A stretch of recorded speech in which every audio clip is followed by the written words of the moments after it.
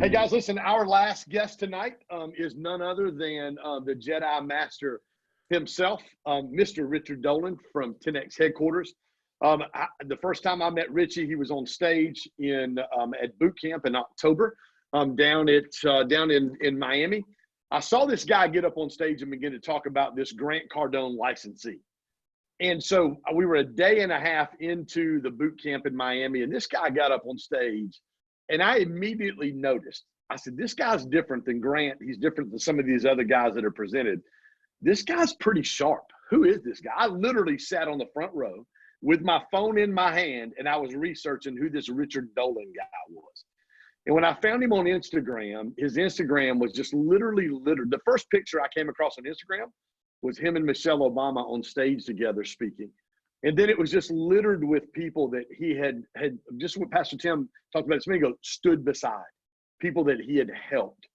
And it's been one of the biggest honors for me over the past 6 months, 7 months, since I've gotten kind of connected with Grant in the 10X world and just seen my business grow. One of the biggest honors for me is to become friends with Richard Dolan. And guys, I'm honored that he's here. Richie, dude, I love you. You have been for 6 months someone who has spoken wisdom into my life and constantly has a heart and desire to speak life into those people that are around you, man. I just want to honor you. You guys put your hands together and welcome my man Richie Dolan in the house tonight.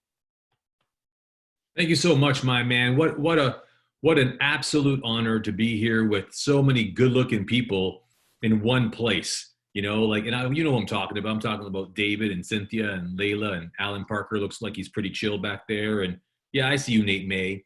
And then there's, the usual suspects like C-Rock and Nick and Rosa. Alexis, I see you, girl, keeping it athletic. And then there's the obvious winners like Cynthia and Rocco Bravo, also known as, Captain America. And you can't go without saying hello to Tom Alston. And you got Australia in the house with Helen and Amber. Good to see you. Good to see you, Matthew Buchanan, the genius of all things social media. Samantha Roberts, the queen of numbers.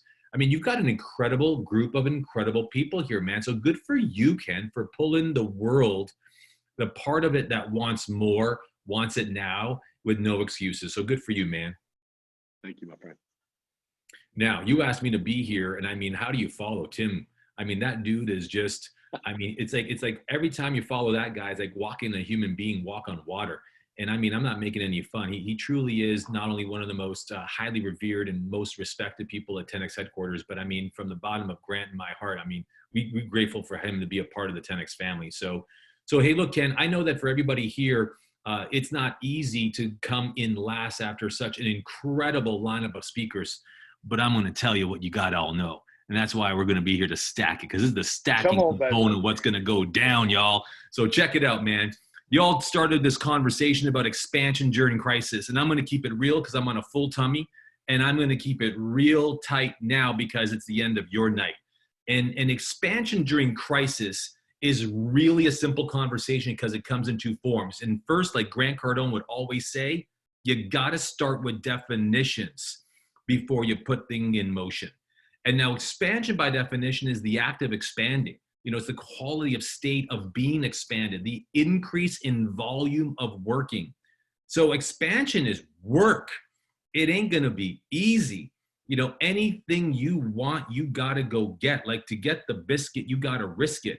And so, I mean, an example of all of this, even tonight, has been about setting aside the time for you inside of your home in which you've been relegated in, under this thing called quarantine, which has been a great excuse to watch more Netflix than you deserve and sleep more than you require and brush your teeth past noon. I mean, you need to know that when we get out, we got to get on. And I mean, the pitch freak knows that. I mean, David, you know that. I mean, Alan Parker, you know that.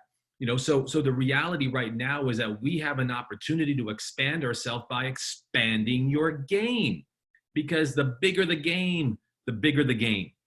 I couldn't help but notice that Ken starts talking a bit about, who's in my Instagram and that kind of stuff. I know for a lot of people here who've either checked out my account or know who I am, let me speak the truth on who I am. I was not just a masterful selfie taker. I wasn't just amazing at getting on stage with some of the world's greatest thought leaders I think you can ever explore, learn about, and or admire from afar. But the only reason why I found the opportunities I did was because I knew that the bigger my game, the bigger my game. I mean, even now, Grant Cardone's the big game. So in order for me to show up and blow it up, I got to play a bigger game. So it was really easy to actually, in fact, just cruise on in life and just kind of like ride my latter years out. I'm a financial guy in background. I'm a merchant banker by design. I've raised $7.5 billion. I manage a private investment club in real estate and $17.5 billion. I mean, I've done a lot of great things. I've written 14 books. I was a visiting professor at universities. I've done great things. And I'm a high school dropout. So, I mean, for me, it's like, I feel like I just won. So, but in order to not be discovered and not found out, I had to play bigger games. In order for no one to ever know that I didn't squeak out of grade 12. I mean, I didn't even make it through grade 10 because I mean, it was just boring me. So with that all being behind me, expansion is the opportunity for personal reinvention. Expansion is about being able to re-choose, re-elect, redefine the intention in which is going to guide you and hold you together through the most important times ahead. And that's called getting back. But here's the reality. Oftentimes we live in default and not by design. In other words, we typically get back to the way it once was, not the way it should be. And man, when you get to the way it should be, man, lights just get brighter and the future just becomes within grasp. We all see that? Just give me a thumbs up because this ain't TV. I can see you. You know what I'm saying? All right, good. Now, expansion during crisis is where Ken J wanted me to bring it home. And I said, man, Ken, you're the pastor, and I might be a Jedi master, but just making sure I'm not the short green one. But I won't mind being the short green one who's the cute one because everyone wants a piece of that green little guy because, I mean, even I'll buy him. So, I mean, with all kidding aside, expansion during crisis is interesting. Now, pay attention closely because I'm going to get to a formula I'm going to leave with all of you. So I'm not here to sell anything, tell anything, or show something. This ain't show and tell. I'm going to show and guide what you must do tonight to let this be the beginning of the rest of your life. Y'all with me? Give me an okay. Give me an okay. All right, good. So expansion is the act of expanding. So first, it's got to be a choice. There has got to be a choice made. Now, a choice must be made to elect this time in your history to say, you know what? I'm going to do something different. I'm going to do something different. Now, Grant's always told me if you made a decision, it came from the act of choosing. Now, that's cool, but choosing what? We often choose too little. I'll get to that in a minute. Now, expansion during crisis, understanding what crisis means. Now, crisis, by definition, is a turning point for better, for worse. The turning point. That's what crisis is by definition. It's a turning point for better or for worse. It's a moment of distress, but I like to say eustress. The difference between the two is one's good, one's bad. Distress is bad. Eustress is good, right? Like distress is bad, but when I won those 2 championship rings, the first 2 that LeBron James won when I was working for the Miami Heat, that was eustress, good stress. Because with good things come good rings, as they say back in Jamaica. You know what I'm saying?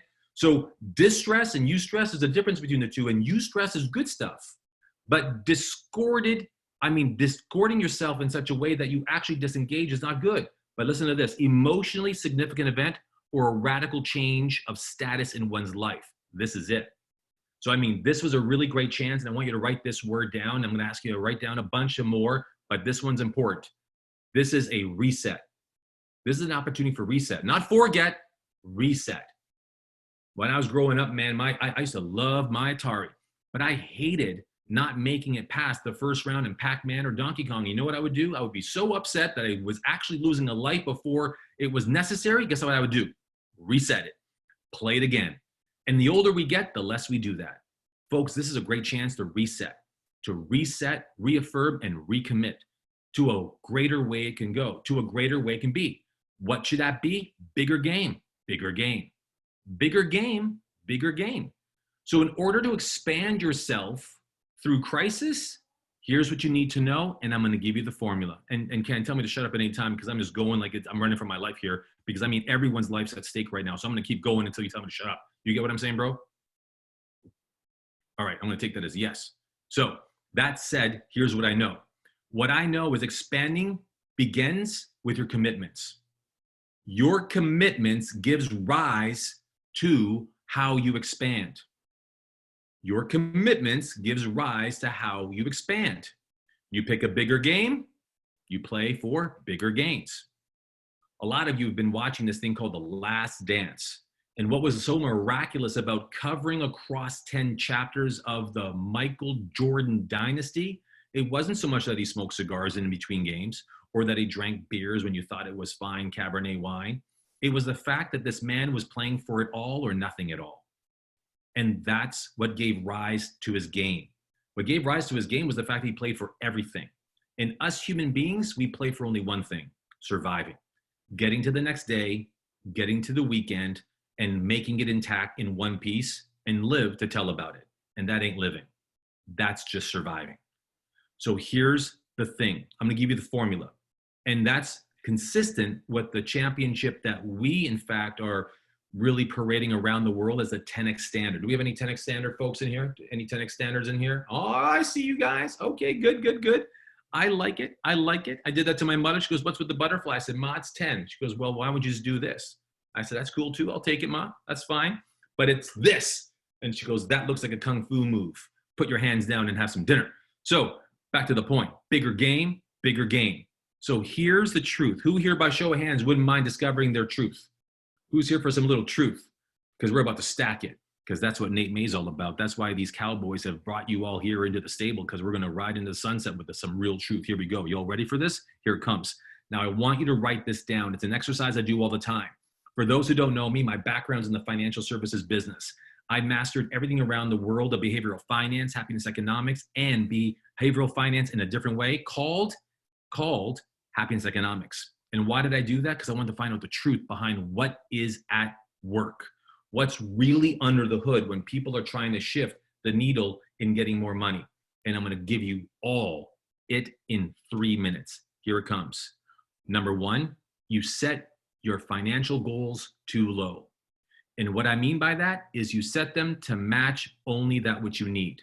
Number two is that when you try to expand your goal, you're expanding it to see what's achievable based on your perceived ability. And by the way, the older we get, the less imagination you've got. That's why you've stopped dreaming and start nightmaring. So the point is that that part of your brain ain't activated. But number three is only when you see others achieve the impossible do you actually get a little spark of seeing it's possible for you too. So what does this all mean to you as a formula? Here it comes. Number one, answer this question for me. If you were to calculate what you need on a monthly basis just to survive, get by, what would that number be? Now, I'm not going to ask the room here for what that is because we've got a few hundred people who are listening in and dialed up. That number should be everything you need to just simply survive. Your rent, mortgage, food, your bills, just to survive. That number should be a monthly number, a monthly figure. Thumbs up if you guys got that number. Thumbs up. Now notice something. See how easy it was for you to figure that out? Y'all would stand in a drive-through at McDonald's and wait longer to decide the inevitable fact that you're going to order a Big Mac and large fries. But that number, you know. Do you want to know why? Because survival is a non-negotiable for you. This brain has perfected only one act, and guess what that act is? The act of surviving. 3 million years in the making, it's only built to do one thing, and that's to survive. Even being here is a threat. Even feeling accomplished is a threat.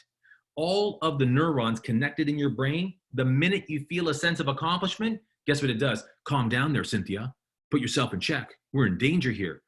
Hold your enthusiasm, Randy Brooks. We know that's an adventurous color for you to wear tonight, but don't be seen because you could be eaten. Right? Why are you laughing so hard, Rosa? Don't be happy. Happiness is always going to be followed by sadness. The brain has an ability to put us back in a check. And a check to what? A check to survive. That's it. Even feeling inspired, motivated, or even enlightened is a threat. So it takes something. That's why you always get what you need, but you rarely get what you deserve. How do you get that? That takes you to the second number.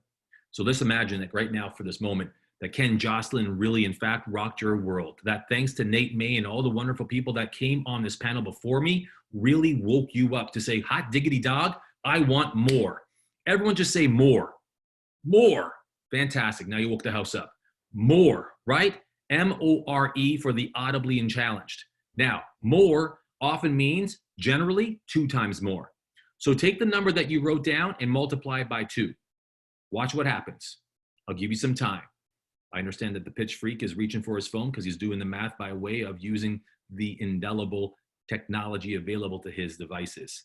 Rosa's upset right now because she can't use it because she's filming this right now. So you got to do the math the hard way, young lady. All right, good. Tom's reaching for his counting bead set. Fantastic. Telling you a little bit about his age and the stage in life he's in. Y'all get what I'm saying? That figure, 2 times what you need, delivers what's called what you want.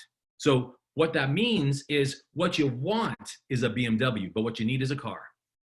What you want is an all-inclusive vacation, but what you only need is really just 2 days off. So when you take what you need and you multiply it by 2, you get what you want.